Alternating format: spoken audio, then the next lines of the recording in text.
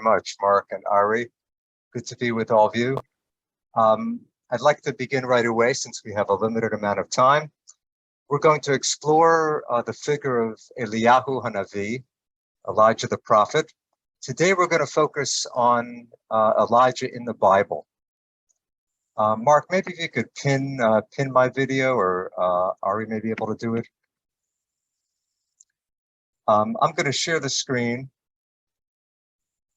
and we will look at some texts here.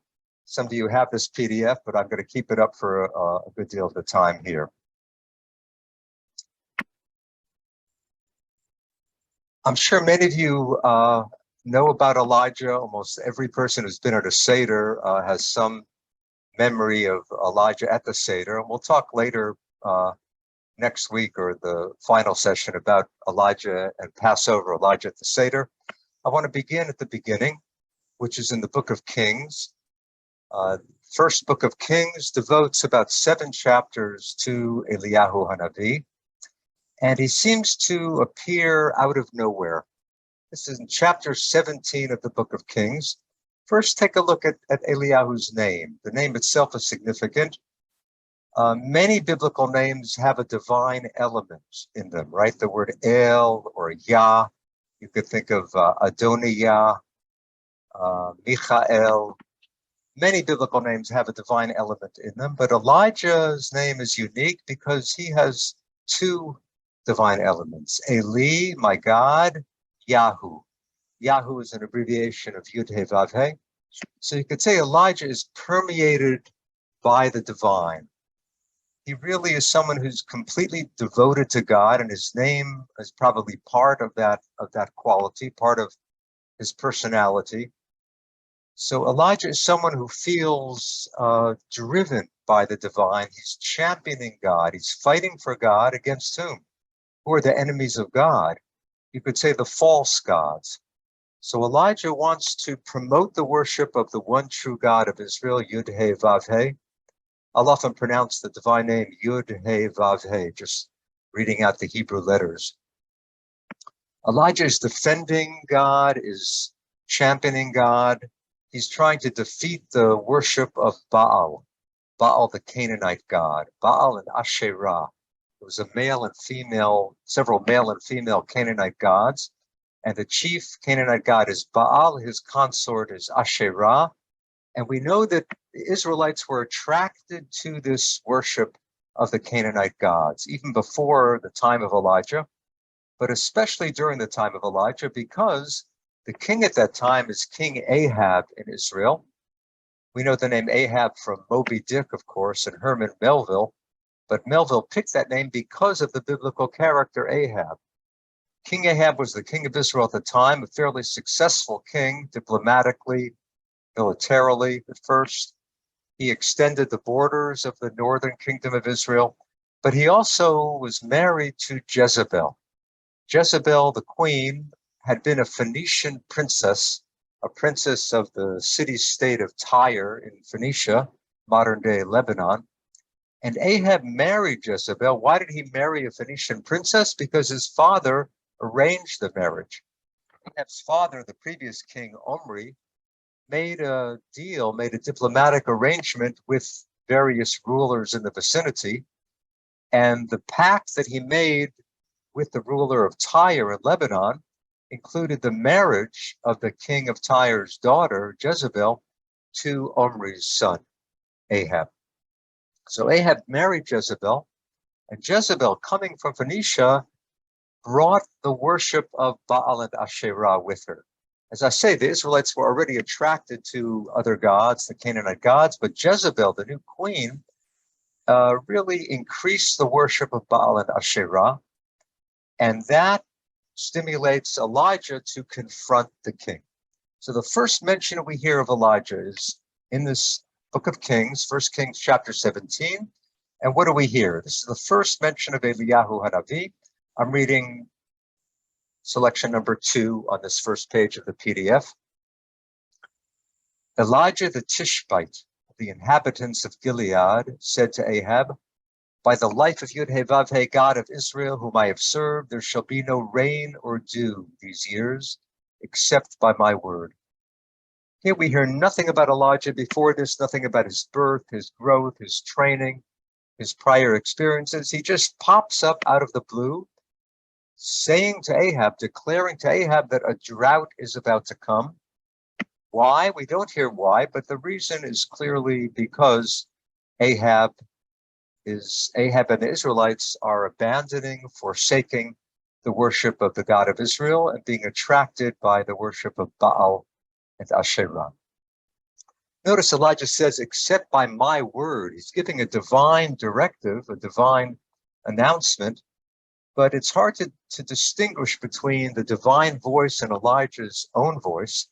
He says, there will be no rain except by my word. So he's announcing the drought, and apparently Elijah says he will determine when the drought might come to an end. So you can imagine that this doesn't go over very well with Ahab or with Jezebel, announcing the drought, and Elijah really has to flee. He leaves right away, and he goes off to the wilderness, to a little creek. He stays by a creek, and miraculously ravens come to feed him. He drinks water from the creek, but pretty soon the creek itself dries up. After all, there's a drought, which Elijah had announced, and Elijah has to keep going on his way. He's someone always on the move. He's something like the ruach, like the wind or the spirit. And in fact, look how the Book of Kings describes this in the next chapter, chapter 18 of the Book of Kings. Elijah has been out on the road and trying to escape the wrath of the king and the queen because of announcing the drought. But finally, probably 2 or 3 years later, Ahab meets up with someone in King Ahab's retinue, the steward, a man named Obadiah. And he sees Obadiah, and Obadiah says to Elijah, look, we've been looking all over for you. No one is able to find you. And Elijah says, I'm going to meet with King Ahab today.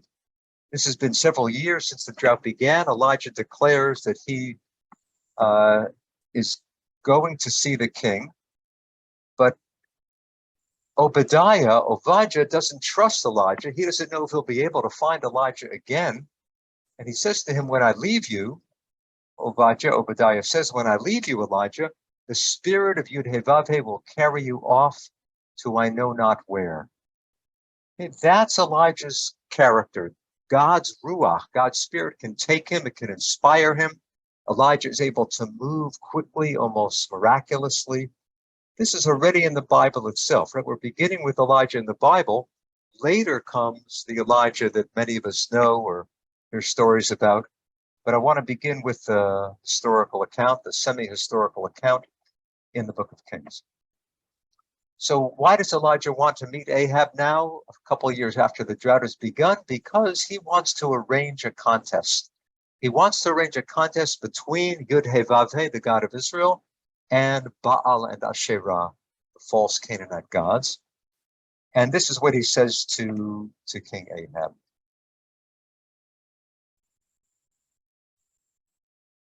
He tells King Ahab, this is in paragraph 4, now send out, gather for me all Israel at Mount Carmel, and the 450 prophets of Baal, and the 400 prophets of Asherah, who eat at Jezebel's table.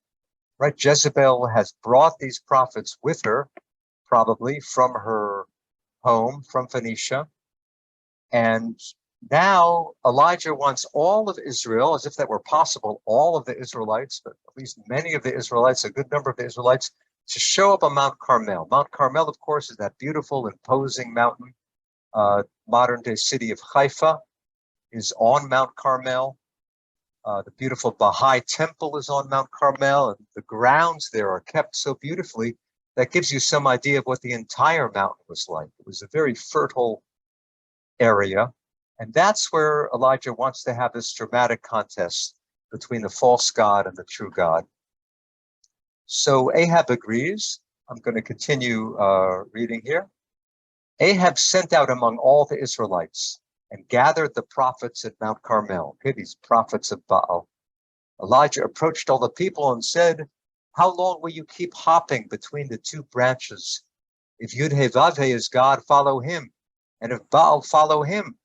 But the people answered him not a word. Look at that image, hopping between two branches. That's how Elijah is describing the Israelites. They're not sure who to worship. They want to hedge their bets. They want to worship the God of Israel, but they're also attracted to the worship of the Canaanite divinities. And Elijah says you have to make a choice. You have to decide. If you want to pick Baal, go with him.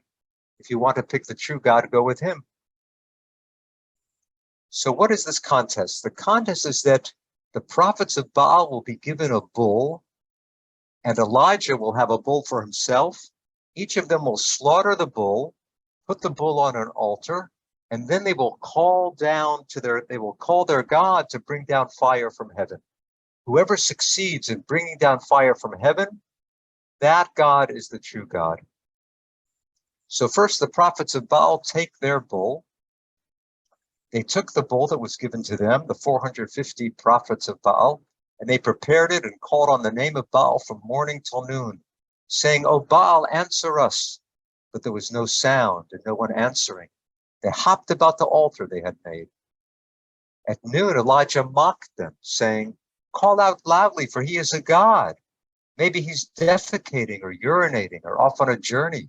Maybe he's sleeping and will wake up." Okay, the prophets have not succeeded in evoking any response, so Elijah mocks them. So they now pray more wildly. They called out loudly and gashed themselves with swords and spears, as was their custom, till blood spilled upon them. When noon passed, they flung themselves into a frenzy until the hour of the meal offering, okay, the mid-afternoon, late afternoon. But there was no sound and no one answering and no attention. Okay, so basically the prophets of Baal have failed entirely.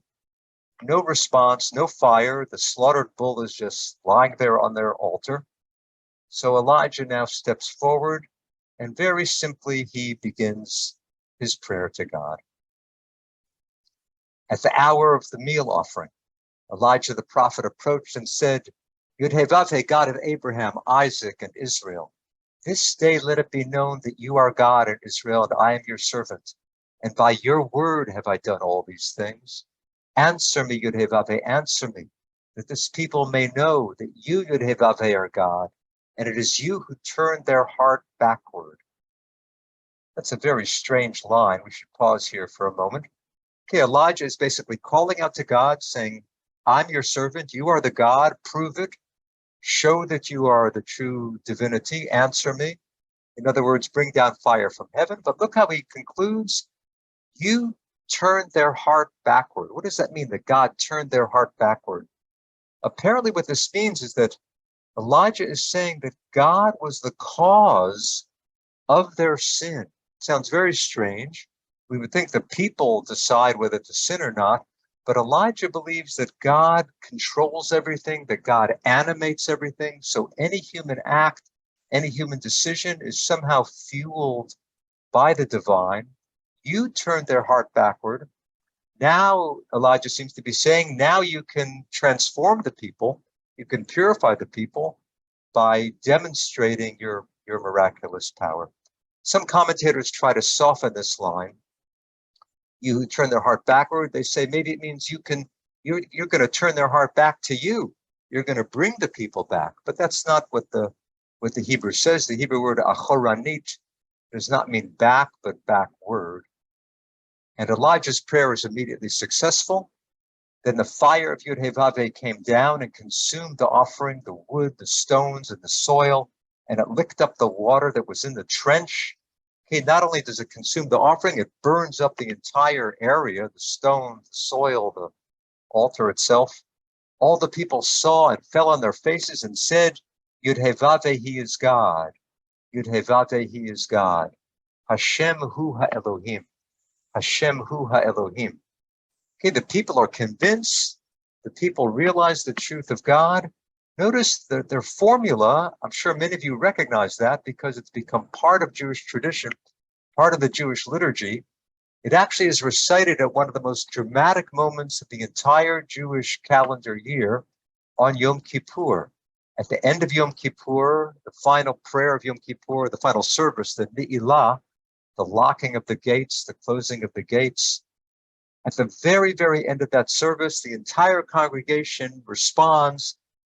The cantor chants this line, Hashem hu ha'Elohim, and the people respond, repeating it 7 times. Okay, on Mount Carmel, the people recited it 2 times. On Yom Kippur, this same response becomes the conclusion of Yom Kippur. The only thing after that is the blowing of the shofar.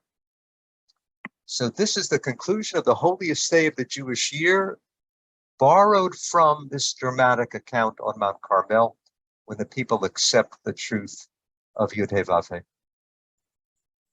So Elijah has succeeded, but you remember there's a drought, and now Elijah says the rain is about to come.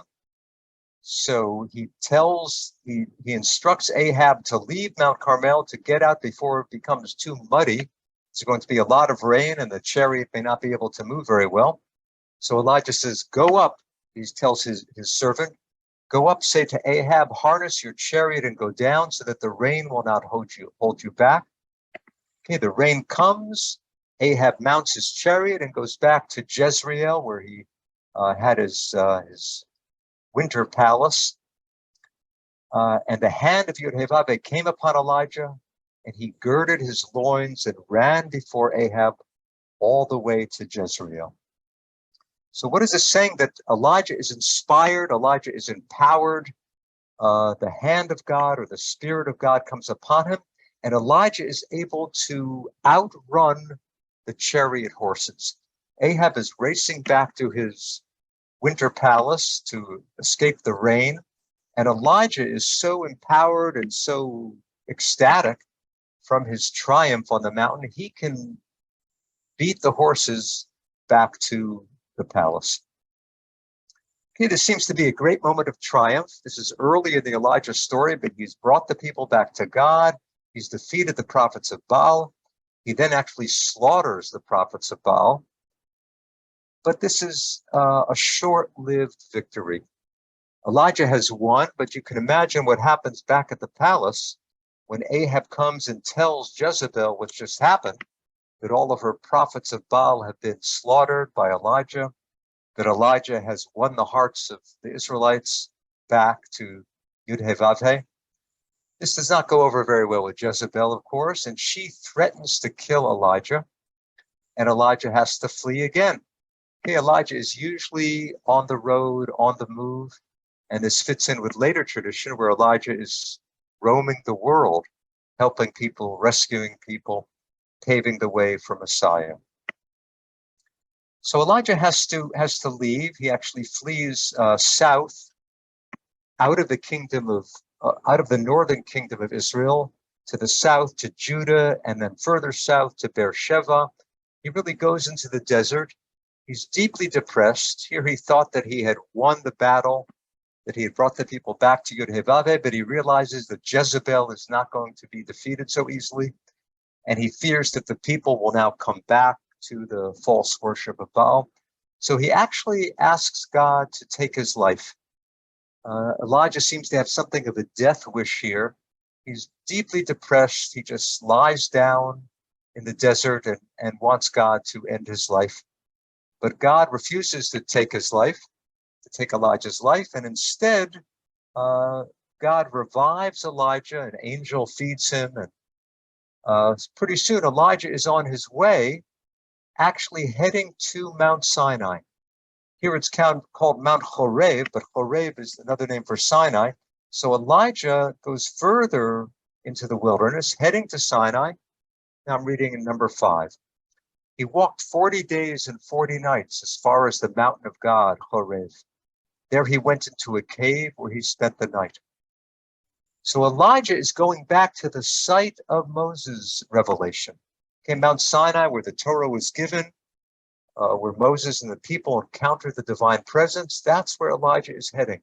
It's not that God tells him to go to Elijah, but he finds himself heading, goes to Mount Sinai, but he finds himself heading to Mount Sinai.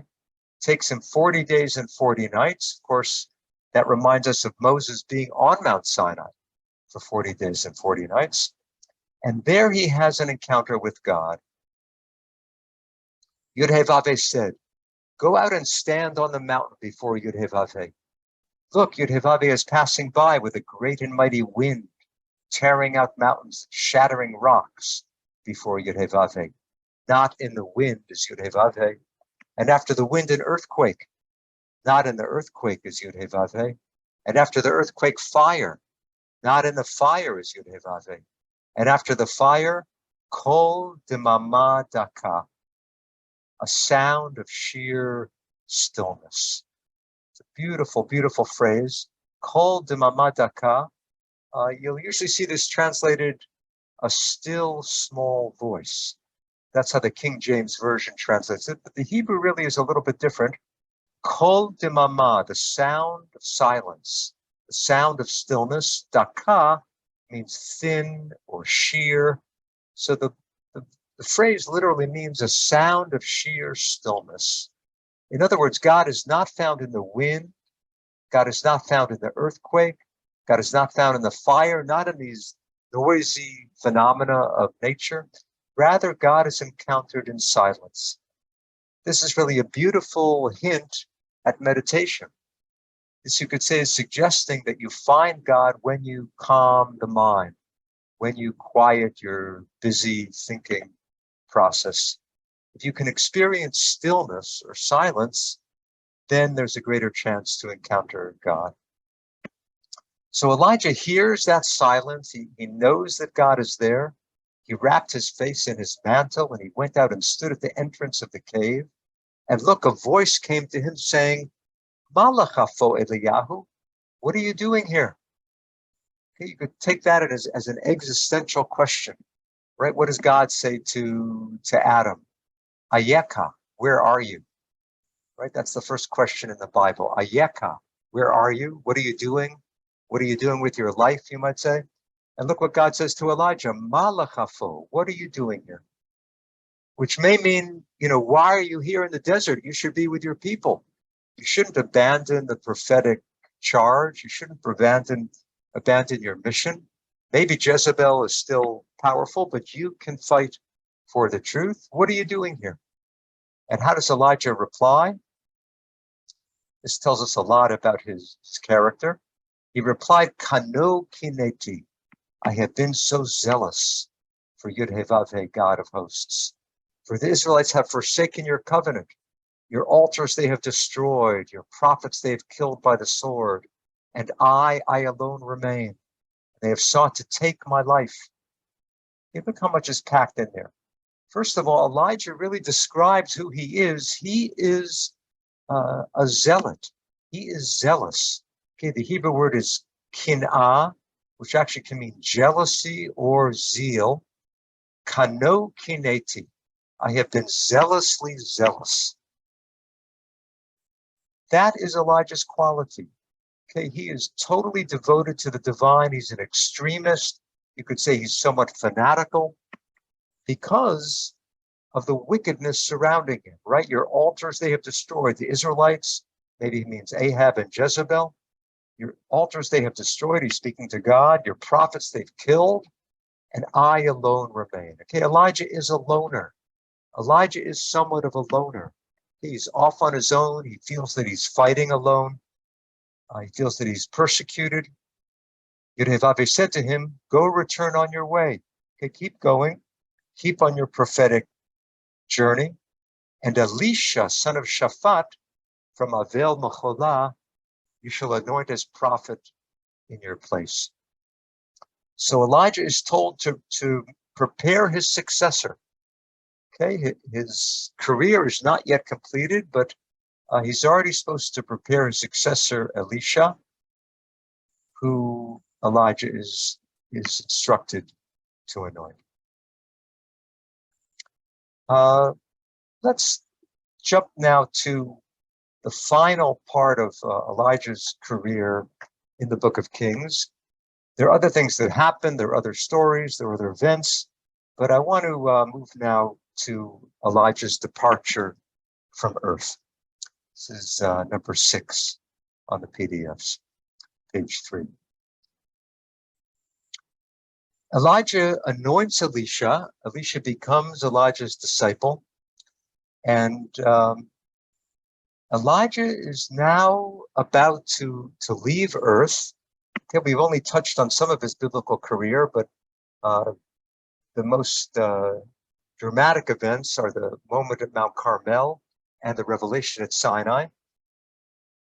Elijah and Elisha now go on a kind of farewell tour. They go to visit groups of prophets in training, and then they approach, they're near the Jordan River, and at this moment we have this dramatic scene. This is now the 2nd book of Kings. Most of the Elijah material is in the 1st book of Kings, but the final chapter in his biblical career is in the 2nd book of Kings, near the beginning of that book. As they went along, the day is Elijah and Elisha walking and talking. Suddenly a chariot of fire and horses of fire appeared, separating the two of them, separating Elijah from his disciple, Elisha. And Elijah went up to heaven in a whirlwind.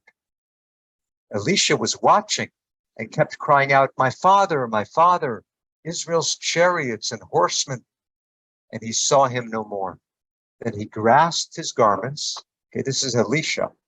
Elisha doesn't see Elijah any longer. Elisha grasped his own garments and tore them in two. Okay, I'm going to stop the share there for a little bit. So Elijah is taken up to heaven in a fiery chariot, in a whirlwind. Elisha, his disciple, sees Elijah going up to heaven, and what does Elisha do? He calls out to Elijah, my father, my father. Of course, he's not his biological father, but you could say Elijah is Elisha's spiritual father. And then Elisha tears his garments. What is that a sign of? Tearing the garment is a sign of mourning. So Elisha thinks that Elijah has died. And that's the question. Has Elijah died or not? He's gone up to heaven in a fiery chariot. You could say that that's a dramatic account of his death, or you could say that he escapes death, that he has escaped death entirely, and that he's taken up to heaven to, you could say, to become an angel. I want to make this clear. In the book of Kings, it's not completely clear whether Elijah has died or whether he's been taken up to heaven and we don't know what happens. Maybe he turns into an angel. It does say that Elisha thinks that Elijah has died, but we don't know if that's really true or not. So what I'm saying is that it's somewhat of an open question how Elijah's life has come to an end there. Let's look at one more brief passage here, and then we'll move to some questions in the chat. So Elijah has gone up to heaven. Now look at this next little paragraph. It's part of number 6. In rabbinic literature, the nearly unanimous view is that Elijah became immortal, okay, that he didn't die. As it says in the Talmud, Elijah lives and endures forever, or he did not taste the taste of death. Okay, these are rabbinic comments several hundred years after the Bible has been completed, that Elijah has not died. That is the rabbinic view. He was translated, interesting term. Elijah was translated to heaven. He was turned into an angel, you might say. That's the rabbinic view. Now, I said this is the end of the Elijah story, more or less, in the book of Kings, but we do have a later reference to Elijah in the book of Malachi. Malachi is, the Hebrew is Malachi, is the last prophet in the Hebrew Bible. And at the end of that book of Malachi, it's a short book, only about 3 chapters, the end of chapter 3, look what Malachi says, really conveying God's voice. Look, I'm sending to you Elijah the prophet before the coming of the day of Yud-Heh-Vav-Heh, great and awesome. He will bring fathers' hearts back to their children and children's hearts to their fathers. Okay, that's what Malachi predicts. So according to Malachi, it seems that Elijah apparently has not died. Elijah is there in heaven, and God is going to send Elijah when? Before the coming of the day of the Lord. Now, what is the day of the Lord? The day of the Lord is the final event of history. You could say the end of history, when God will judge all of the righteous and the wicked, when God will defeat the enemies of Israel, when the people of Israel will be restored. All of those messianic prophecies and promises are included in this Yom Hashem, the day of Yud He Vav He. So it's something, you could say it's the Messiah. The Bible doesn't call it the Messiah, but what is later called the days of the Messiah is fairly close to what the Bible calls the day of Yud He Vav He. So what is the point here? Elijah will come before the day of Yud He Vav He. For the rabbis, this means Elijah will come to announce the Messiah. He is the harbinger of the Messiah. He is the person who will proclaim the Messiah. That becomes his role in later Jewish tradition. And you could say it's really based on this verse in Malachi, these two verses in Malachi and Malachi, and the ambiguous account of Elijah's ascent to heaven in the chariot. I'm going to pause now and look at the chats. I want to make one more point about Malachi. Malachi, the prophet Malachi comes in the Hebrew Bible. In the Christian Bible, the Christian Old Testament, okay, the Christian Old Testament is basically the same as the Hebrew Tanakh, as the Hebrew Bible, but the order of the books is somewhat different. And in the Christian New Testament, in the Christian Old Testament, the Old Testament ends with Malachi. The last book in the Christian Old Testament is Malachi. That is not the last book in the Hebrew Bible. The last book in the Hebrew Bible is the book of Chronicles. Why is that important? Because look, the Christian Old Testament ends saying that Elijah is going to come before the day of Yud He Vav He.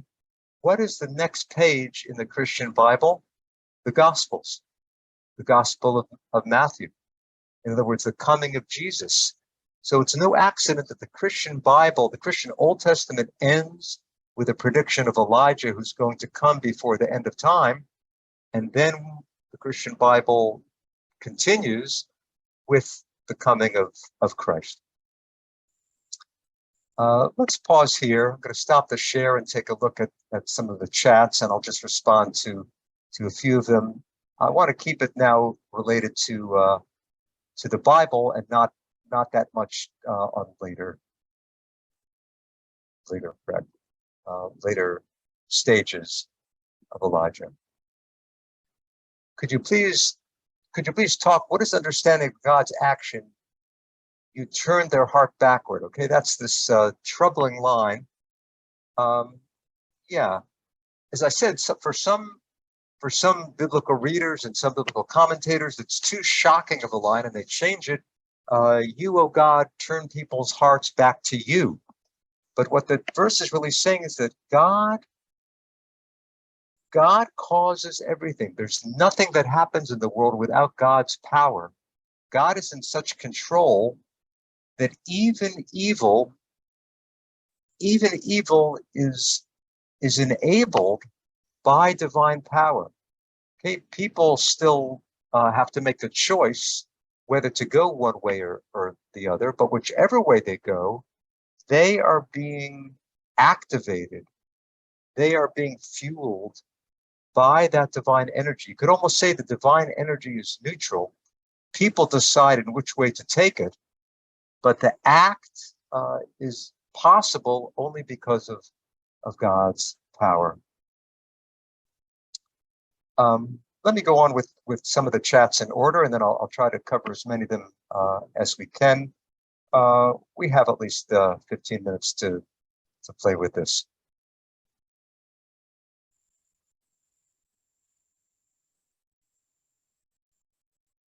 Are the books of Kings contemporaneous, or were they written after a passage of time when a myth modifies reality?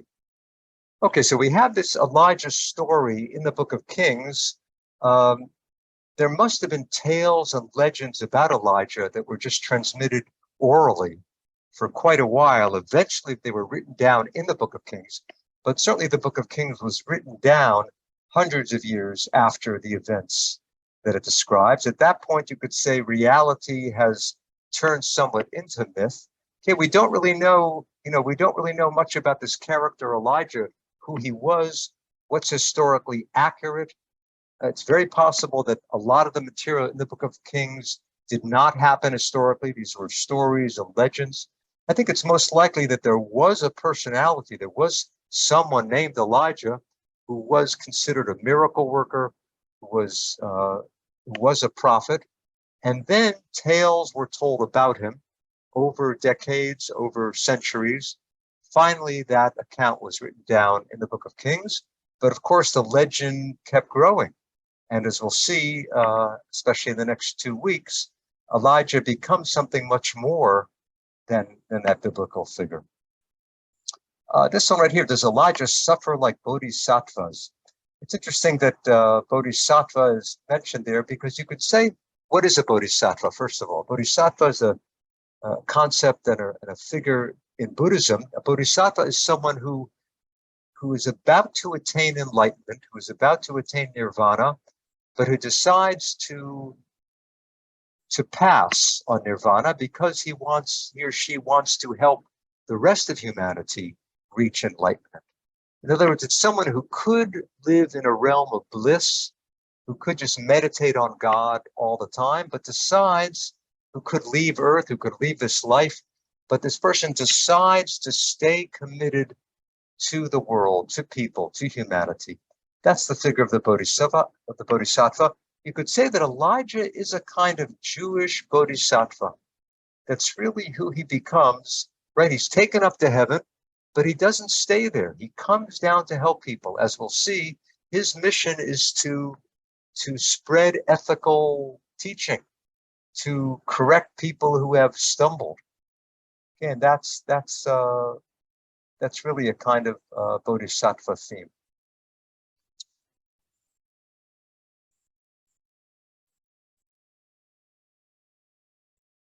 Moses also went up to heaven like Enoch, therefore no gravesite for Moses, right? So this question of, if Elijah never died, well, what about the other great Jewish heroes? What about Abraham, Isaac, and Jacob? What about Sarah, Rebecca, Rachel, and Leah? What about Moses? So you do have a tradition about some of them. There is one tradition that Moses is still alive. And the figure Enoch, in Genesis, it says God took him. Does that mean God took his life or God took him up to heaven? The same question we asked about Elijah, you could ask about Enoch, but it never says in the Bible that Enoch went up to heaven. It says God took him, and that is ambiguous. So Elijah is the only person about whom we hear in the Hebrew Bible that he was taken to heaven.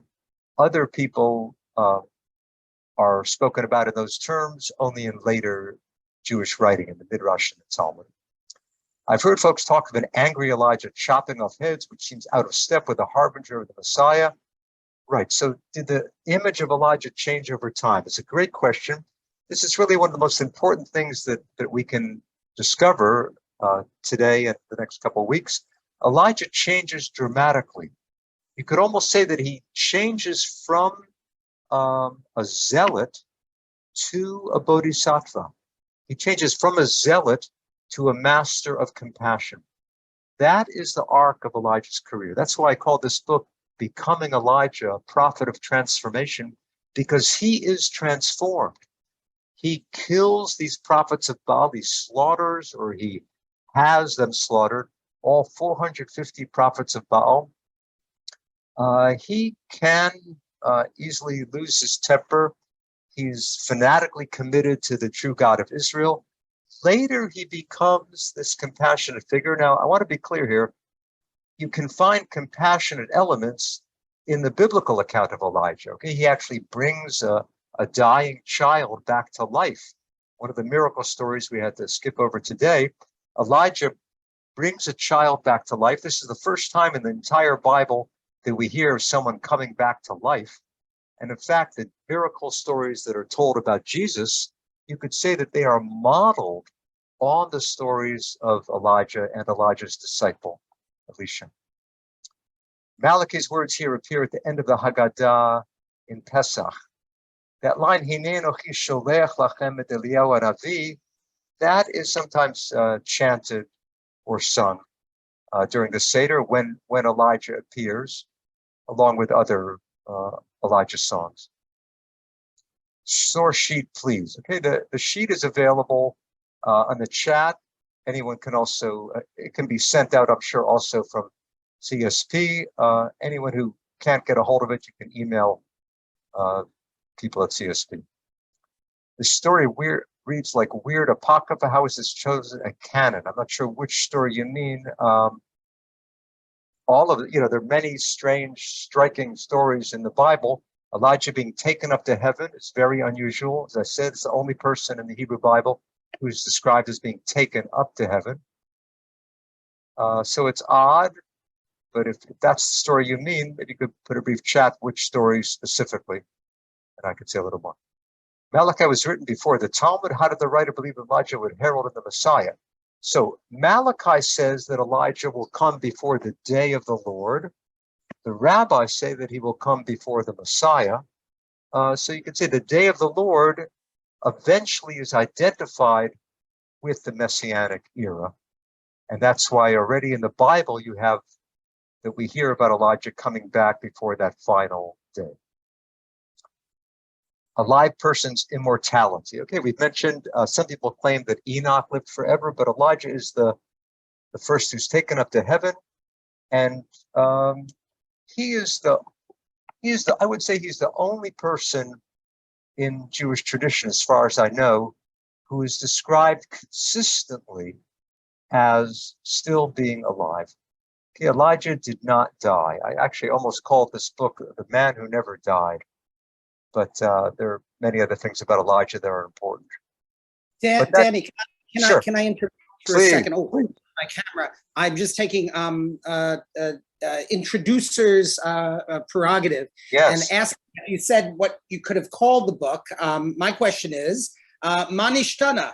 Aren't there any other books on Elijah? And what's the difference between your book on Elijah and stuff that's been written previously? Why did you feel the need to write this book? And what did that come out of? Good question. Yeah, there are various books on Elijah in Hebrew and English. I don't think that the book that comes closest to what I'm doing is a book by a person named Wiener. Wiener, I think it's just called Elijah the Prophet. He also traces this transformation. I would say what's different about mine is that I basically, I show how Elijah changes from the zealot to a compassionate hero. And then I speak about what that means for our own spiritual life. I don't want to say too much before the final session. We're going to move to that, the final one, but I would say I do more on that. I think it's the only book that really shows in detail the different stages of Elijah's career, the biblical and the post-biblical and the mystical, the Kabbalistic. Right. Oh, okay. So that makes it actually exceptional, and I think probably very useful for people. I mean, most people's encounter with Elijah, as you know and stated, is this guy who shows up at the seder or at brisses or is sitting in a chair in Saped someplace. So that's intrinsically linked, obviously, with his, so to speak, longevity, his eternal life. But I think it's very interesting to think about, as you have, what the factors in his recorded life, the myth of his human life are, and how those things sort of choose him out to be the person he becomes. Can you give us just a little Vorspice of what will come? My favorite Elijah actually is the Ishbitzer Rebbe's Pinchas. And I hope you'll get to that, perhaps, at the sort of in the 19th century. The connection of, obviously, you'll go into a Pinchas with Elijah and what the Hasidim do with him. But what is your trajectory as you move forward in this series?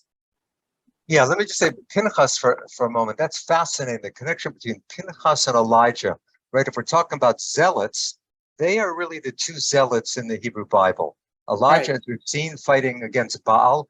Pinchas, who lived earlier, you may remember, Pinchas kills an Israelite who's fornicating with a Midianite princess. Okay, this is as the children of Israel are about to cross into the promised land, the end of their 40-year trek through Sinai. The people are seduced into worshiping Baal, right? Another Baal. We have Baal with Elijah, an earlier form of Baal, Baal Peor, attracted the people, and Pinchas kills an Israelite who's fornicating with a Midianite princess as part of an orgiastic worship, apparently, of Baal. So Pinchas is the other great zealot. Okay, we have Pinchas who lived maybe 300 years earlier than Elijah in the time of Moses. And then we have Elijah. They are the true zealots.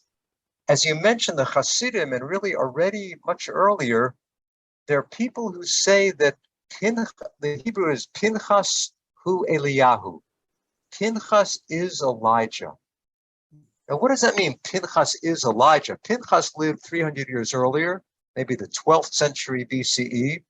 Elijah lived in the 9th century BCE. What do you mean Pinchas is Elijah? You could say they both share that psychological trait. They're both zealots. But what that statement really means is that Pinchas is Elijah. Yes. And when Pinchas lived long enough, he lived long enough that he became Elijah. Now that sounds impossible. Nobody lives that long that we know of these days. But there was a belief, it's kind of an outside belief. It wasn't let into many of the official writings until the Middle Ages.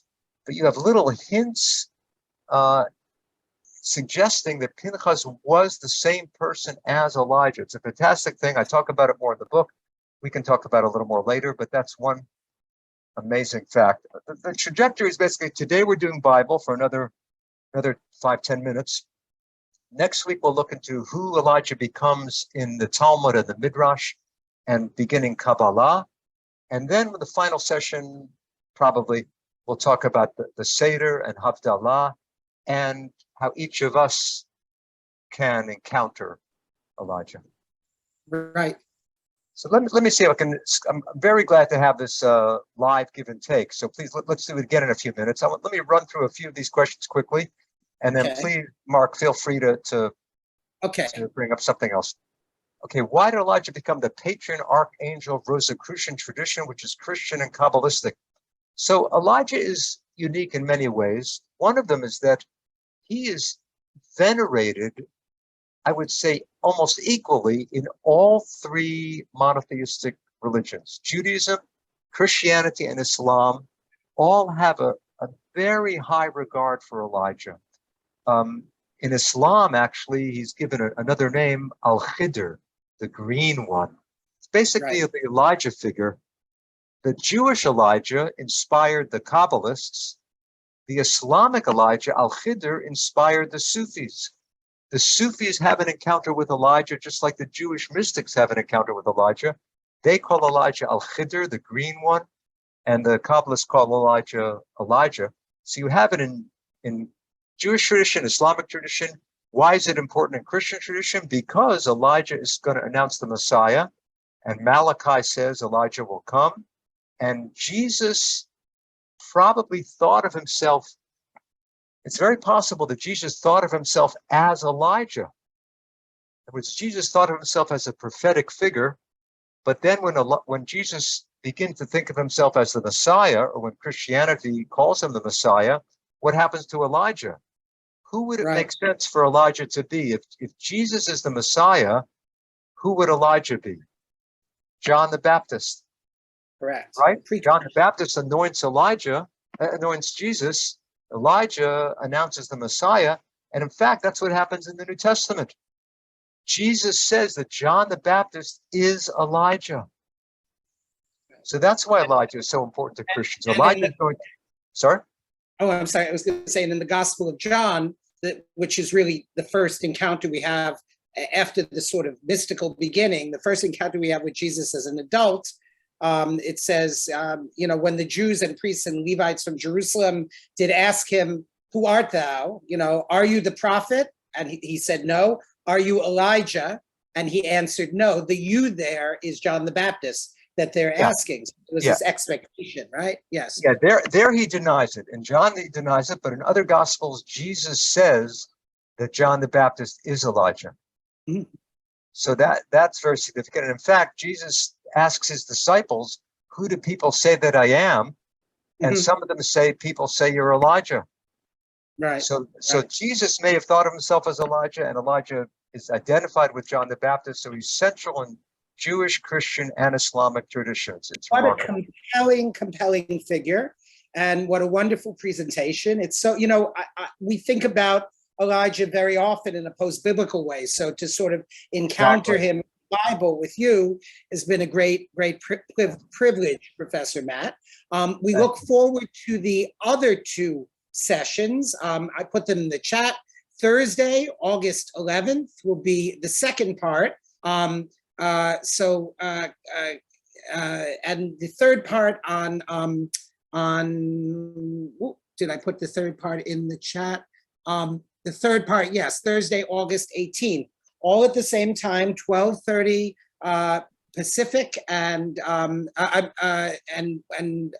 1:30 p.m. Pacific and 3:30 to 4:30 p.m. Eastern. It's great to see you all. I'm sure you can be in contact with Professor Matt. Do purchase this book. It's a wonderful book. It's concise, like the entirety of the Jewish Live series. It's informative. You will love it. And we look forward to seeing you on Thursday, the 11th, and again on the following Thursday, the 18th. Have a great day. Stay cool. And we send love from CSP. And thank you, Ari Katz, once again. Take care. Wonderful. Shalom. All the best.